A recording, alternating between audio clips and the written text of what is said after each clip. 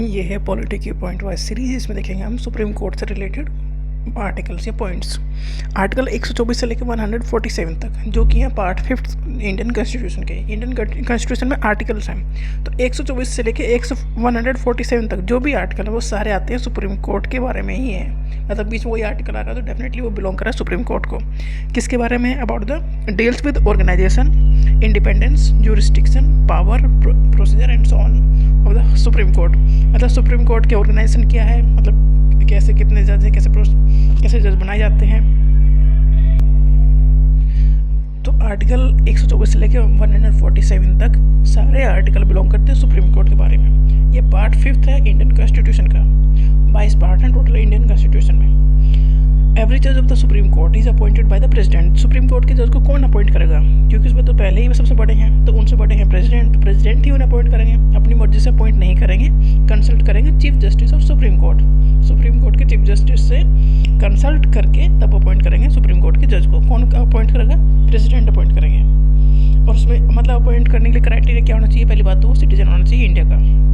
दूसरी बात, he must be A high court जज फॉर एटलीस्ट 5 ईयर, 5 साल तक कम से कम किसी भी हाई कोर्ट में जज होना चाहिए। उसके बाद ही वो एलिजिबल है सुप्रीम कोर्ट में जज बनने के लिए। या उसके अलावा एडवोकेट होना चाहिए किसी भी हाई कोर्ट में 10 साल के लिए, कम से कम 10 साल के लिए।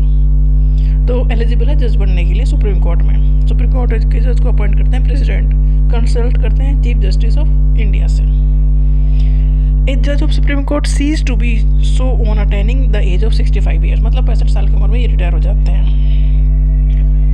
ओरिजिनल जुरिडिक्शन आर्टिकल 131 काफ़ी इंपॉर्टेंट है सुप्रीम कोर्ट का। ये है अबाउट द आर्टिकल 131 है ओरिजिनल जुरिस्डिक्शन का, जिसमें सुप्रीम कोर्ट को ही डिसीजन लेने हैं। जैसे कि अगर कोई डिस्प्यूट है बिटवीन द डिफरेंट स्टेट्स, अगर दो स्टेट्स के बीच में कोई डिस्प्यूट है तो डेफिनेटली स्टेट के हाई कोर्ट उस चीज़ में फैसला नहीं दे सकते, तो कौन देगा?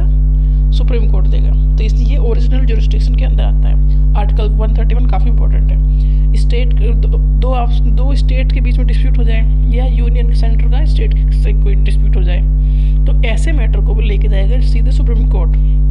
सुप्रीम कोर्ट के ही पास ही पावर है कि उन मैटर पे वो डिसीजन दे।